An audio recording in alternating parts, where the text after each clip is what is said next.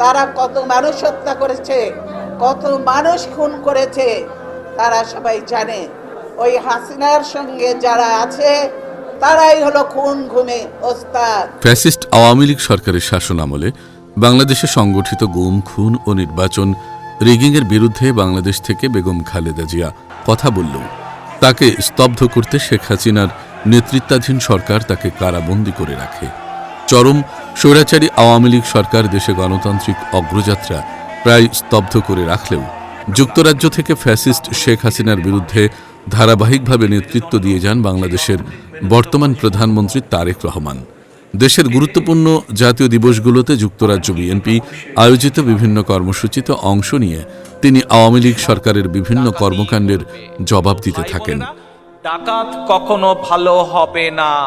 এই ডাকাত থেকে এরা জনগণের ভোটকে ডাকাতি করেছে, এরা দেশের মানুষের বাক স্বাধীনতাকে ডাকাতি করেছে, এরা ডাকাতি করেছে পত্র পত্রিকা সংবাদপত্রের স্বাধীনতা, এরা ডাকাতি করেছে মানুষের জানমাল ডাকাতি। এতে ক্ষিপ্ত হয়ে এক পর্যায়ে শেখ হাসিনা তারেক রহমানের বক্তব্য প্রচারের উপর নিষেধাজ্ঞা দেওয়ার পাশাপাশি প্রকাশ্যে বলেন, তারেক রহমান আপোষ না করলে তার মা অর্থাৎ বেগম খালেদা জিয়া জীবনদশায় আর কারাগার থেকে বের হতে পারবেন না।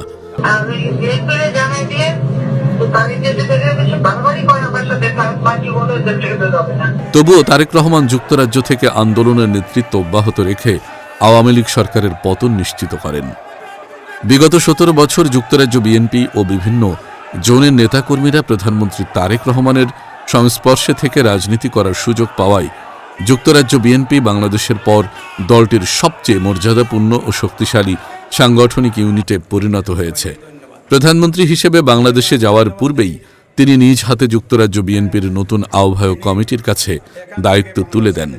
দায়িত্ব গ্রহণের পর থেকে আহ্বায়ক আবুল কালাম আজাদ ও সদস্য সচিব খসরুজ্জামান খসরুর নেতৃত্বাধীন কমিটি সারা যুক্তরাজ্যে প্রতিনিধি সমাবেশ, মতবিনিময় সভা এবং সাংগঠনিক সফরের মাধ্যমে দলকে পুনর্গঠনের কার্যক্রম এগিয়ে নিয়ে যাচ্ছে। প্রতিনিধি সমাবেশে প্রায় 40টি জোনের নেতৃবৃন্দ মতামত তুলে ধরে বলেন, প্রধানমন্ত্রী তারেক রহমানের সঙ্গে আন্দোলন সংগ্রামে সক্রিয়ভাবে যুক্ত থাকা নেতাকর্মীদের আগামী কমিটিতে যথাযথ মূল্যায়ন করা উচিত। এই দাবির প্রতি সমর্থন জানিয়ে আহ্বায়ক আবুল কালাম আজাদ ও সদস্য সচিব খসরুজ্জামান খসরু বলেন, নতুন নেতৃত্ব নির্ধারণে ত্যাগ, নিষ্ঠা, সাংগঠনিক দক্ষতা ও দীর্ঘদিনের অবদানকে সর্বোচ্চ গুরুত্ব দেওয়া হবে।